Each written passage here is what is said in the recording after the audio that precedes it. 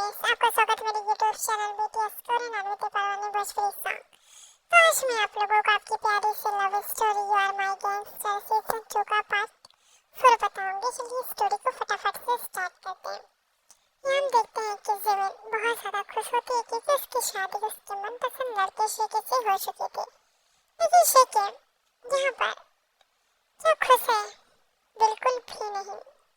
ऐसा वो प्रिटेंड कर रहा है, लेकिन शेके भी बहुत ज़्यादा खुश होता है अंदर से। यहाँ हम देखते हैं कि दो लड़के जो कि आपस में बात करते हैं क्योंकि उन लोगों को बहुत ज़्यादा खुशी होती है कि उनके जिगरी दोस्त ने शादी कर ली।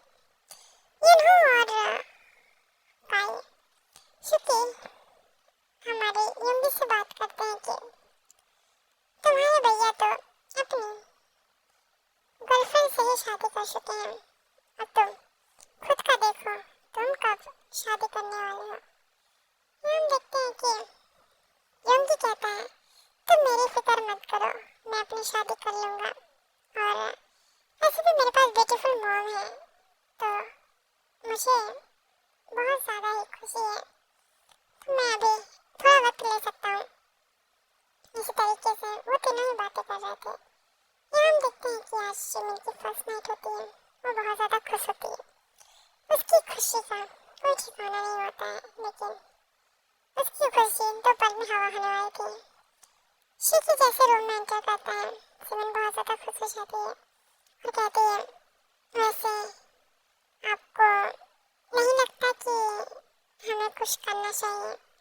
शीकी कहता है ज़्यादा दिमाग चलाने की ज़रूरत नहीं, चुपचाप से सो जाओ। जिमिन कहती है कि मुझे लगता है ये सब आपको चेंज करना चाहिए। वो अपने क्लॉथ की तरफ इशारा करके बताती है। जीकी कहता है खुद जाके चेंज करके सो जाओ। जिमिन कहती है आप भूल रहे हैं मैं आपकी वाइफ ही हूँ तभी। और जीकी कहता है कि तुम बहुत ज़्यादा बोलती हो और वो बहुत ज़्यादा गुस्सा करता है, लेकिन वो कुछ नहीं बोलता है ऐसा कि जिससे जिमिन हर्ट हो जाए। जिमिन जो कि बहुत ज़्यादा खुश होती है वो शीकी को हक कर लेती है। शीकी भी उसे हक बैक कर लेता है क्योंकि जिमिन बहुत ज़्यादा खुश थी।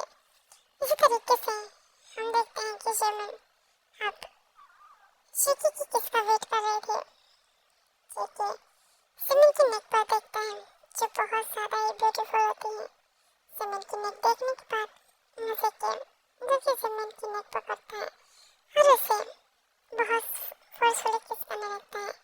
जिमिन के लिए ये सब नहीं होता है क्योंकि अभी वो रेडी नहीं थी, लेकिन वो बाद में उसके साथ देने लगती है। ऐसे ही जिनकुक अपने प्यारे से मोमेंट को एंजॉय कर रहे थे। शीकी बिल्कुल भी आगे नहीं बढ़ता किसके और वो तुरंत ही फ्रेश होने चला जाता है। वो फ्रेश होकर आता है और सो जाता है। वो कहता है चुपचाप से सो जाओ वरना मैं तुम्हें अपने रूम से बाहर फेंक दूंगा और मॉम को अच्छा नहीं लगेगा। जिमिन कहती है मुझे पता है कि मासी को अच्छा नहीं लगेगा और इसीलिए तुम मुझे कुछ भी कह नहीं सकते क्योंकि मेरे पास मासी का सपोर्ट है। जिमिन की ज़बान बहुत चल रही थी जिससे हमारा शीकी परेशान हो चुका था। इसी तरीके से दिन हो जाता है। नेक्स्ट डे हमारे युंगी का कॉन्सर्ट होता है। वो फुल रेडी हो रहा था कॉन्सर्ट के लिए जाने के लिए और वो बहुत ज़्यादा हैंडसम और बहुत ज़्यादा ही हॉट लग रहा था और सेक्सी भी। यहाँ वो अपनी मॉम के पास आता है, अपनी मॉम को कस की हक करके कहता है कि मॉम आप बहुत ज़्यादा ब्यूटीफुल लग रही हैं। और यहाँ पर हम देखते हैं उसकी मॉम भी उसे हक करके कहती है मेरा ब्यूटीफुल बॉय तुम कितने ज़्यादा प्यारे लग रहे हो। तभी हम देखते हैं कि हमारे जो दो बदमाश होते हैं इन्हो और काई वो लोग आते हैं कहते हैं कि अगर आंटी इतना ही अच्छा लग रहा है तो इसकी शादी करा दो। तभी हम देखते हैं युंगी कहता है कि मॉम इन लोगों से कहिए ना मेरे पास इतनी अच्छी प्रिटी मॉम है, मैं क्यों शादी करने जाऊँगा। वैसे अगर मुझे मौका मिले तो। तभी पीछे जॉन कहते हैं दूर रहो मेरी वाइफ से। समझ में आया, खबरदार जिसकी करीब आने की कोशिश की जान से मार डालूंगा। मुझे जॉन कहती है सेट अप। अभी आप बहुत ज़्यादा बोल रहे हैं, कम से कम कुछ तो शर्म करिए, बच्चा है। और तभी मिसेस जॉन कहते हैं, मिसेस जॉन की बात पर मिस्टर जॉन कहते हैं, तुम बहुत ज़्यादा ही बोल रही हो। हाँ, लारा तुम्हें पनिशमेंट की ज़रूरत है, मेरे अलावा तुम किसी और मर्द से बात नहीं कर सकते, चाहे वो तुम्हारा बेटा ही क्यों ना हो। सीरियस उतरता हुआ शोकी बहुत ज़्यादा डैशिंग और बहुत ज़्यादा हॉट लग रहा था। पी के पास आते ही पूछता है, डैड क्या हुआ? तभी हमारे मिस्टर जॉन कहते हैं कि सब यंगी का किया धरा है, यही तो है मॉम को अपनी तरफ करने की कोशिश कर रहा है, उनसे फ्लर्ट कर रहा है। तभी स्माइल करके चीची कहता है, डैड आप बहुत ज़्यादा जेलस फील करते हैं। तभी हमारी प्यारी सी दी आती है और वो कहती है कि तो डैड आपको मॉम को पनिश करना चाहिए, क्योंकि मॉम भी उसका बहुत ही ज़्यादा भर के साथ दे रही थी। इसी तरीके से ये दोनों ही बाप बेटी मिल जाते हैं और मिसेस जॉन की हालत खराब हो जाती है और वो गुस्से में अपनी बेटी को डांटते कहते हैं कि तुम बहुत ज़्यादा बोलती हो। जब सारे अपने काम पे चले जाते हैं, मतलब हमारे क्योंकि कॉन्सर्ट के लिए, हमारे टे शो के कॉलेज के लिए और वहीं हमारा ये के ऑफिस के लिए, क्योंकि उसे बहुत ज़्यादा इम्पोर्टेंट डील साइन करने थे, जिसपे उसे हमारे प्यारे जो मिस्टर जॉन होते हैं उन्होंने लगाया होता है। सभी अपने अपने काम में व्यस्त होते हैं यहाँ रूम में। जैसे कि मॉर्निंग साउंड गूंज रही थी, मिसेस जॉन जो कि मौन कर रही थी, क्योंकि मिस्टर जॉन उन्हें छोड़ नहीं रहे थे। वो गुस्से में कहती है, आप बहुत ज़्यादा ही एजेड हो गए हैं और आपको नहीं लगता कि आपके पोतों पोतियों को खिलाने के देने आप इस तरीके से नहीं कर सकते।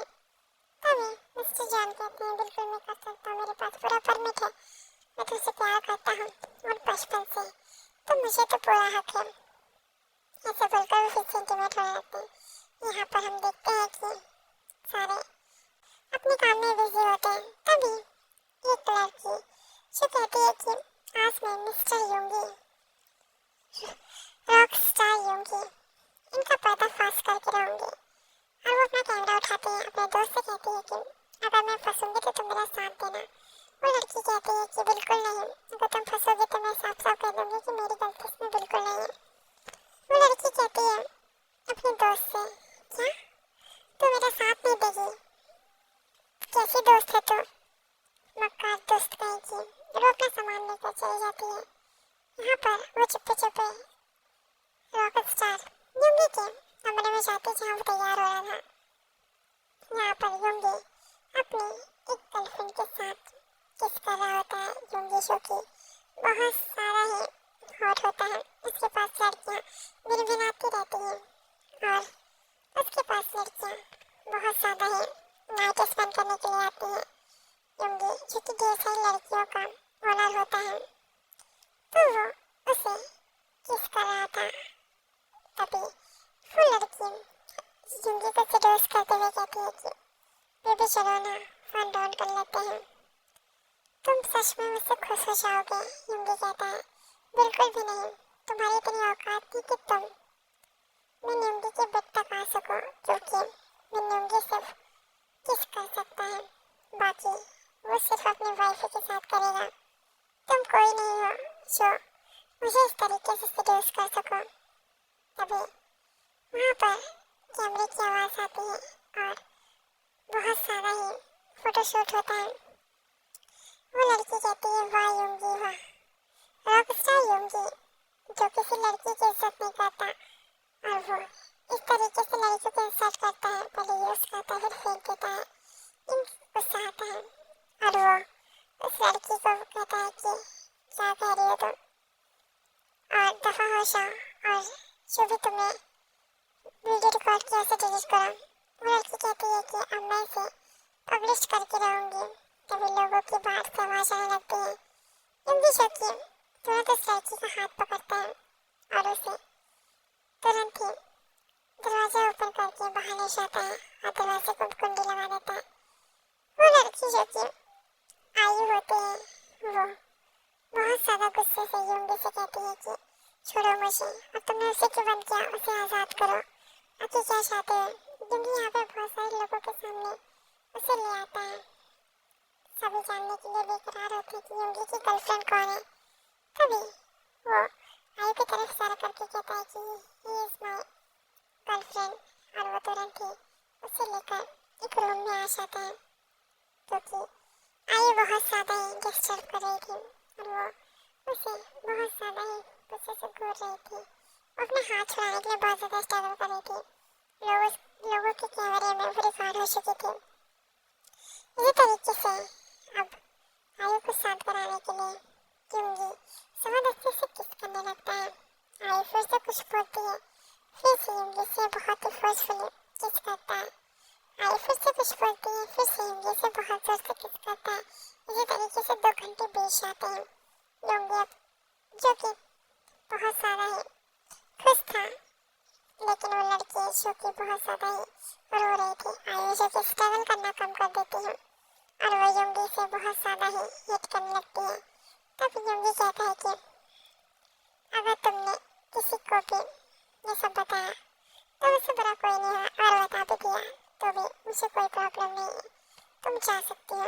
ऐसे बोलकर उसे भेज देता है, लेकिन किसी को कॉल करके सजेस्ट करता है कि वो उसे प्रोटेक्ट करे, क्योंकि मीडिया वालों को पता चल चुका था कि युंगी की गर्लफ्रेंड कौन है, तो उसे हार्म कर सकते थे कुछ लोग जो कि उसे बहुत ज़्यादा ही चोट पहुँचा सकते थे। इसलिए युंगी ने इस तरीके से कदम उठाया कि उसे कोई दिक्कत ना हो।